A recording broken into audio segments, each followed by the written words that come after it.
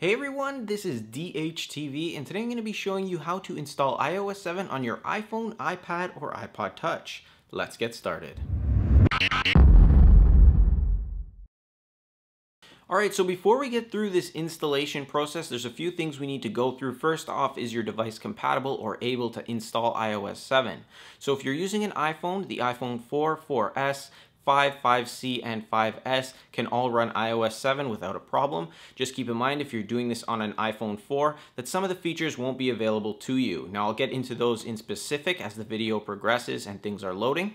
Now if you have an iPad, basically the iPad mini can run iOS 7 without a problem. The iPad 2, 3, and 4 can also run iOS 7, but the iPad 2, 3 will have limited capabilities as the iPhone 4 does, and I'll get into those in a little bit as well. Now for iPod Touch users, basically you're limited to the iPod Touch 5th generation. Any other iPod Touches cannot run iOS 7.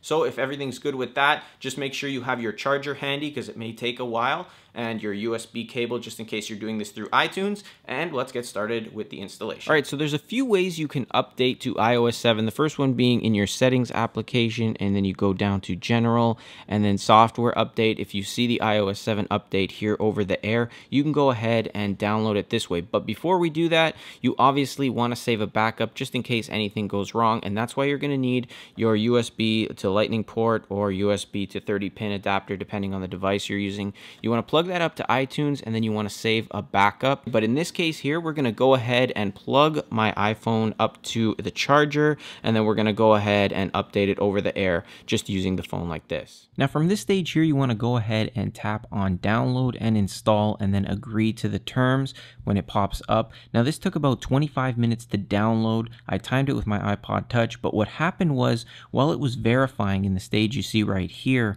it actually failed. So if that happens, you can go ahead and tap on install again and retry the process. Now a lot of people are probably installing iOS 7, so this is why.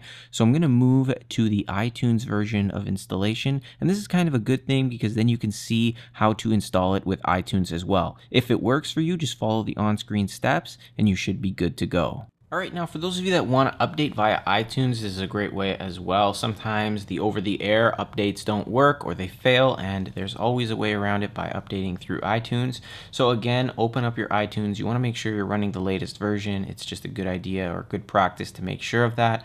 Again, you want to back up your device just by clicking back up now, and then once you've done that, you can go ahead and click update. In this case, we're updating iOS 7, so it's telling me that. We'll hit update here. You'll have to click next, click agree, and it's going to go ahead and begin the software update. Now you can see at the top here it says that it's going to take about 11 to 12 minutes. So as it is updating, let's go ahead and take a look at some of the features that aren't available with certain devices.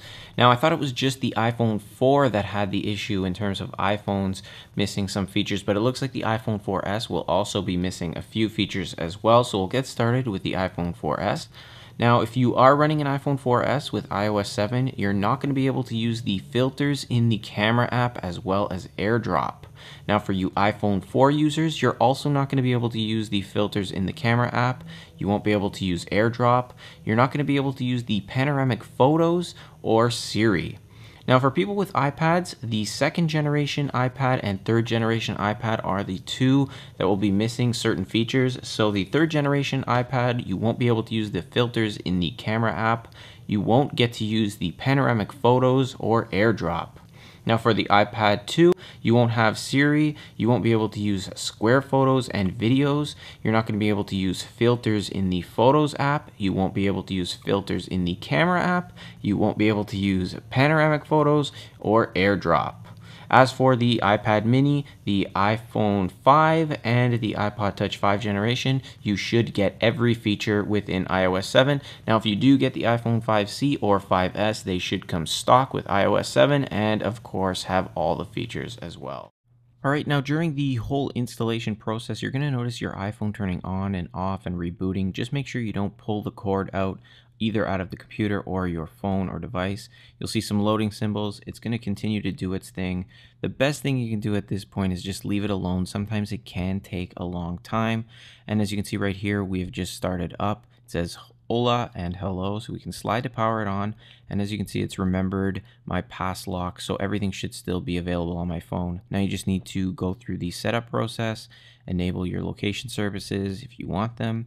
It'll update the cloud settings. It'll go through a few other features I skipped over here. And there you have it, iOS 7. And as you can see, it definitely looks different than iOS 6. If you want to check out my other video, I did iOS 6 versus iOS 7, sort of comparing all the differences between the two. I'll link you to that in the description down below or right there on the side. I did a bunch of other videos on iOS 7 in the beta, and it's pretty much like this, but I'll keep you updated on new features and cool things you can do with iOS 7. So be sure to subscribe and I'll show you those videos when you open up your YouTube home screen. Anyway guys, thanks for watching. Don't forget, hit that like button if you enjoyed this video, and let me know what you think of iOS 7 in the comments down below.